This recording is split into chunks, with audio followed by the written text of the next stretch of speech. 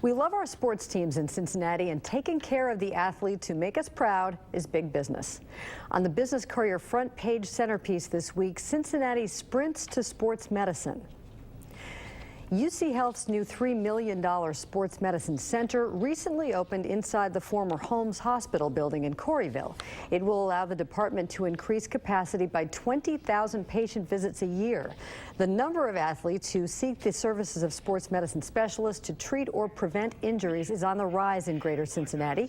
UC's commitment is the latest example of how healthcare providers are sprinting to accommodate demand. An institute that does research, an institute that studies prevention of injuries, that studies athletes. We've developed a sports performance laboratory to be able to evaluate our athletes, evaluate weaknesses, be able to correct those weaknesses, prevent injuries. So it's a combination of evaluating the athletes early, finding problems that they have, preventing the injuries, treating the injuries, a whole encompassing the entire field of sports medicine. And UC Health Sports Medicine is just one example. A sports medicine branding and marketing blitz has been launched in the last few years by hospital systems and independent physician groups. All are eager to associate themselves with high school, college, and professional sports teams. Business Courier reporter Barrett Brunsman wrote the story and joins editor Rob Dawmeyer with more on why sports medicine is getting so much attention. Rob and Barrett. Thanks very much, Peg, and Baird, thanks for being here. Before we get into the why, really quickly, what is sports medicine, just so that we can have a definition for it? Rob, sports medicine involves doctors, surgeons who can help repair torn muscles, broken bones, the sort of complications that might arise when you're an athlete out on the field. But it's also athletic trainers and physical therapists who not only could help rehab folks after surgery, but actually train you to prevent injuries.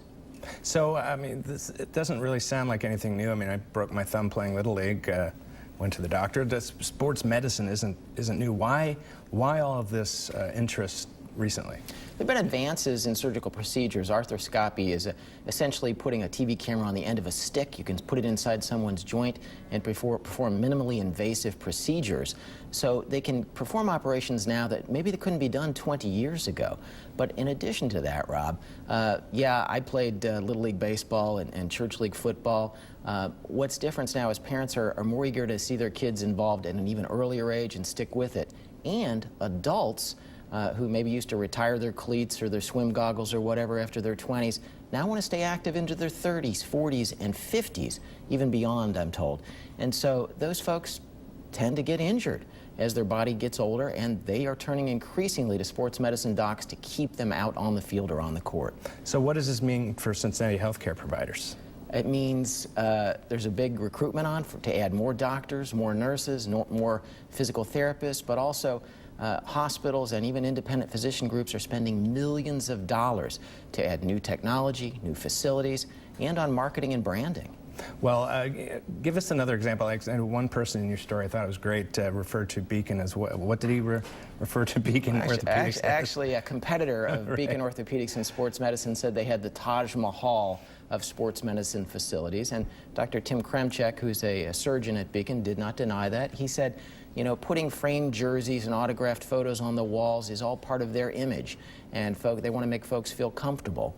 And Kremchek does surgeries on Johnny Bench, right, and these kinds of folks as high-level elite athletes, and folks go, I want the same doc who performed surgery on them to perform it on me. Well, it sounds like we're going to have a lot more of these kinds of stories to come. Thank you. Wonderful story in this week's Business Courier.